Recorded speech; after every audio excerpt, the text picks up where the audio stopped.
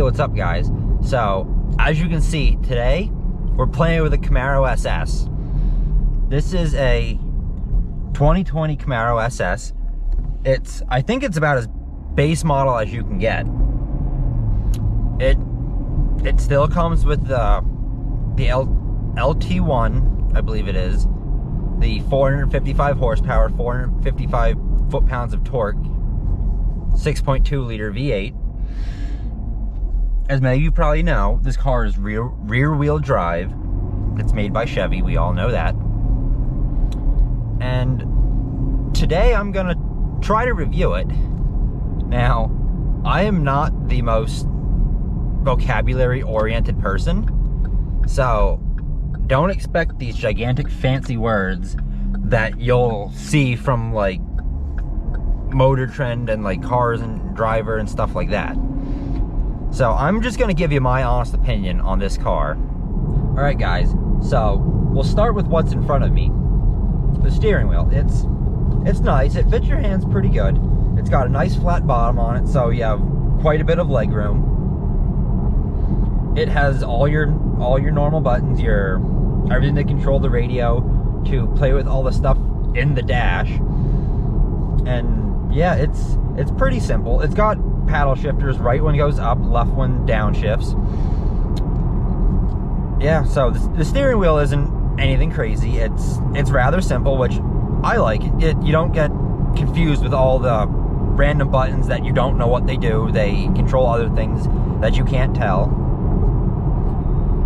And then we'll move up to the dashboard. You have analog RPMs and miles per hour. I think it redlines at about 6,500. The speedometer goes to 200. You're probably never gonna hit that. I think the top speed of this car is around 155, maybe 165. But yeah, it gets up and goes there. It actually surprised me a lot more than I thought it was going to. So, other things on the dash. At a glance, it might be like a 5-6 inch screen at the most, which tells you your oil pressure, your temperature, how much gas you have, and your battery amperage. But the cool thing is, underneath that is controllable. You can change it. So, right now, I'm looking at a G-force monitor because it's just cool. I can switch that to tell me the temperature of the tires, the speed I'm going. I think there's a stopwatch on there. There's just a whole bunch of other cool little things on there that like you won't really need on the road, but it's just something cool to have. This car has 4 different driving modes. There is touring, there's sport, there's track, and then there's snow and ice. They're all pretty much self-explanatory. I'm not sure what the difference between sport and track mode is. I'm pretty sure track mode just cuts out all the traction control. Like, if you lose it in a corner, it's lost. The car will not try to get itself back. The touring is obviously for long drives. You hit a pothole, you're like, what was that? Didn't even feel it. You do that in sport or track mode, you're like, oh my god, did I just pop a tire? Yeah, there's not a whole lot up there, which is good. In a sports car, performance type car, I hate when there's too many things on the dash because you're confused. You look at something and it just blows your mind. You might think it's something else and you make a mistake, whatever. It's simple and it's just nice. That's the best I can give you. The infotainment center, I guess you could call it. That's probably 8, maybe 9 inch screen. It has everything normal cars do. I'm driving, so I can't really play with it right now and tell you everything. But yeah, I just hit the home button. You can control your audio, your phone, your Wi-Fi hotspot, and there's other settings and stuff. It's pretty quick. You tap a button and it goes right there.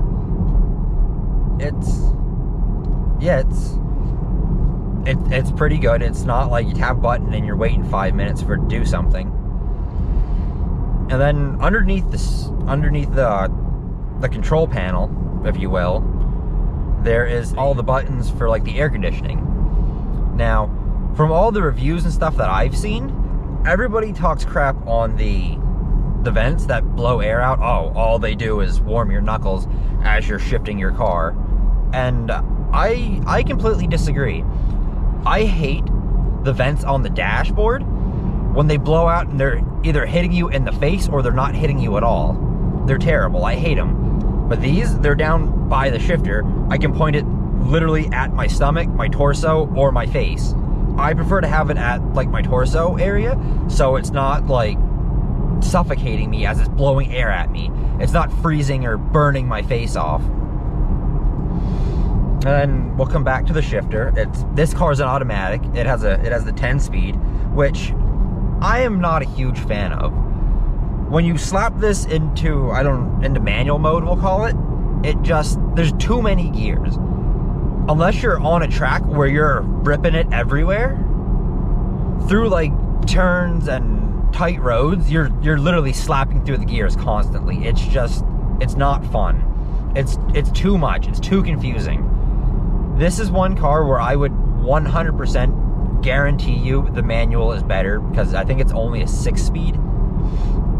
So, say you dive into a corner in 4th gear, you can stay in 4th gear that entire time. Where this car, you go into it in 4th gear, you rev it out, you gotta upshift, and then you come out of it, you're upshifting again, and you keep upshifting, and then you need a downshift like 2 or 3 times in the next corner to still keep your RPMs up and not stop. There's just too many gears. That's mostly I can say. When you're in a straight line, it's nice. They go by pretty quick without an issue, but again, too many gears. On a racetrack, it might be fine. For daily driving and having fun, it's a little bit too many. I find myself slapping through the gears and either slapping one extra or not enough. And then after you have the shifter, that's where your traction control button, the fun button is, and your modes button. There's also the parking brake. It does have 2, I wouldn't say big cup holders, but they could definitely hold a medium. Probably, obviously they would hold a large cup from like Burger King or McDonald's. But yeah, the interior, it's not terrible. It's not bad at all. Like I could not pick out one terrible thing about this interior. The only thing about, I guess you could say, about the interior that I don't like is the seats are not heated or cooled. They're just cloth seats. I think you have to get the 2SS for that kind of stuff. Which, speaking of the 2SS, I'm not sure how much nicer a 2SS interior could be than this. This is phenomenal. I haven't gotten in the back seats, but a few years ago, I know my brother test drove a Camaro. I think it was only a V6 or a turbo or something like that. And the salesman rode with us because it wasn't COVID. So he was in the passenger seat and I was in the back seat. I'm not a huge person, but I'm not tall. I'm 5'10". I'm like 170 pounds. So I was a little cramped back there, but it wasn't like overwhelmingly tight. I mean, if I was there for a 2-hour road trip, that would probably suck. But it's not incredibly terrible. And then I'll talk about the back window. Everybody says how terrible the visibility in this car is. Right now, I am driving through a small town where there's not even enough parking for both sides of the road. And I can see everything I need to see. Like, I can see everything up front, I can see everything to my sides, my side mirrors, I can see everything next to me. I can see out the back. The back window is not bad at all. I remember one of my relatives had a Cobalt. I don't know what model it is, but it's one of the 2 doors. I don't know if it's a sporty car. I don't want to call it a sports car because it only had a little naturally aspirated 4-cylinder and probably only made like 110 horsepower. It was like nothing. the visibility out of that car was atrocious. Like, this car has a small wing on it, that car had a small wing on it, and you could not see past it. You just couldn't. It was, having a rear view mirror was pretty much irrelevant. Yeah, so like, the visibility in this car is not terrible. I mean, I'm looking out of a 6-inch tall back window, but I can still see everything I need to see. From left to right, I have perfect visibility. I can see if there's a car behind me, if there's a motorcycle behind me. But like, it's really not as bad as everybody says it is. Like, you could definitely daily drive this car and not have an issue with somebody behind you. Now at night, that's a different story. I'm driving in the day, I couldn't tell you how bad it is at night. I'm sure that makes a whole world of difference. But yeah, it's really not as bad as it is, and I'm in a passing zone, so we're gonna go for it. Or not, because someone doesn't know how to use a turn signal.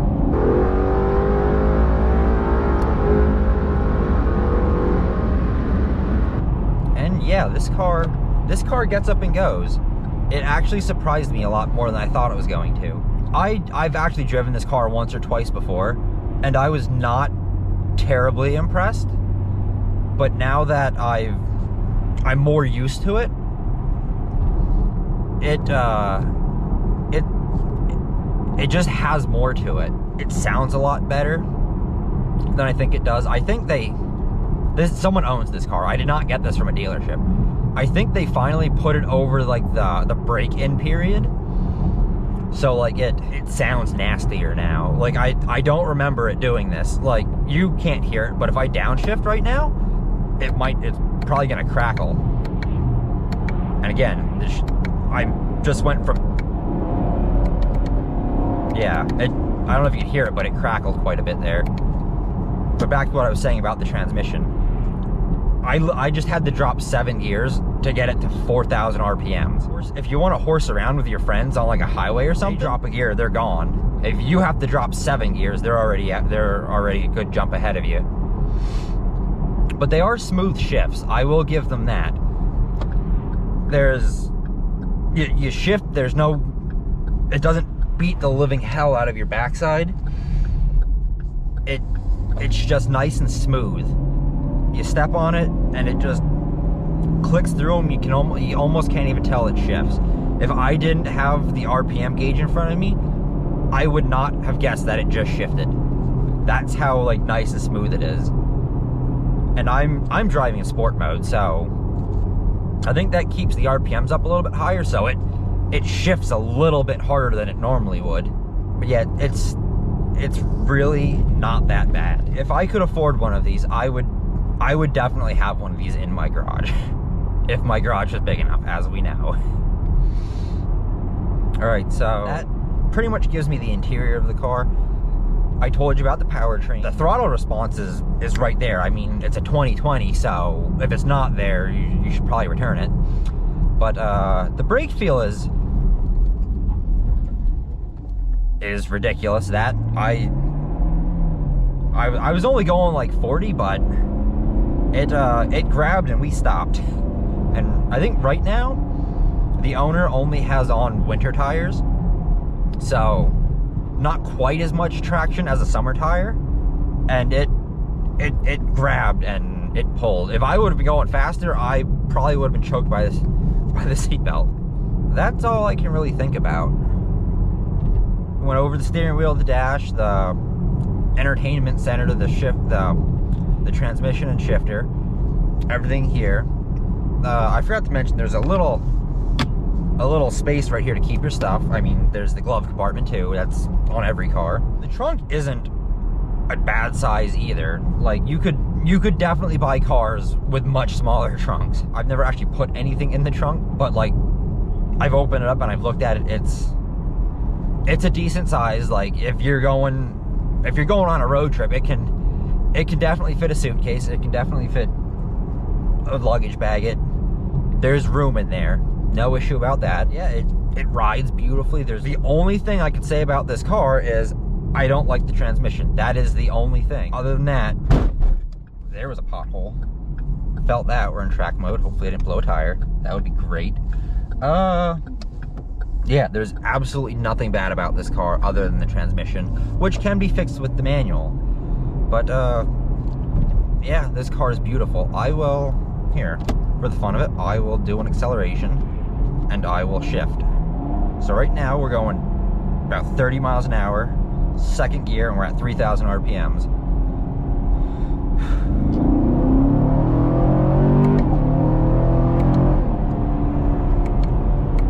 It got up and went.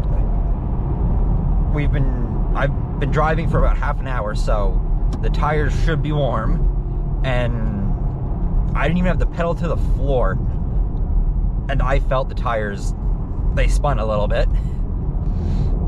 Again, they're winter tires, so summer tires might not do that, but they also are warm, so a little bit better traction than when they're cold.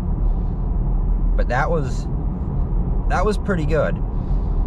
For reference, when I drive my Corvette and I do that, now granted that car only has a 307 rear gear, it's just terrifying. Like, when you send that car, it gets pretty scary, which that's half the fun of it. All of my friends, they talk about their car being so much faster, and I'm like, where are you gonna use all that speed? My car is just as terrifying as your car is at 100 miles an hour when my car is only going 50. So I can have so much more fun than they can, because they need to get to that speed to have the thrill I need at a lower speed. But yeah, compared to my Corvette, this thing, it's so easy to be stupid.